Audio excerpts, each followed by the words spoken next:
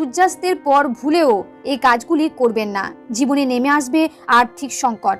বাস্তুমতে এমন অনেক কাজ রয়েছে যেগুলি সূর্য ডোবার পর একেবারেই করা উচিত নয়। সূর্যোদয় ও সূর্যাস্ত মানে দিন ও রাতের সংযোগস্থল, তাই শাস্ত্রে এই সময়টিকে অত্যন্ত গুরুত্বপূর্ণ বলে মনে করা হয়। তাই সূর্যাস্তের পরে এমন অনেক কাজ আছে যেগুলি কখনোই করবেন না। এতে আপনার পরিবারে যেমন সুখ সমৃদ্ধি থাকবে না, তেমন আর্থিক উন্নতি করতে পারবেন না। এবার জেনে নিন সূর্যাস্তের পর কোন কাজগুলি করবেন না।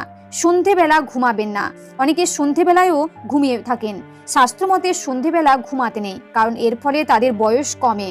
পাশাপাশি বাড়িতে নেতিবাচক শক্তির প্রসার ঘটে। আবার ধর্মীয় দৃষ্টিতে মনে করা হয় সন্ধেবেলা লক্ষ্মীর আগমন ঘটে।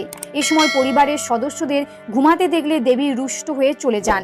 সূর্যাস্তের পর বাড়িতে ঝাঁট দিতে নেই। সূর্যাস্তের পর কখনো বাড়িতে বা উঠোনে ঝাঁট দিতে নেই, কারণ এটি আর্থিক অনটনকে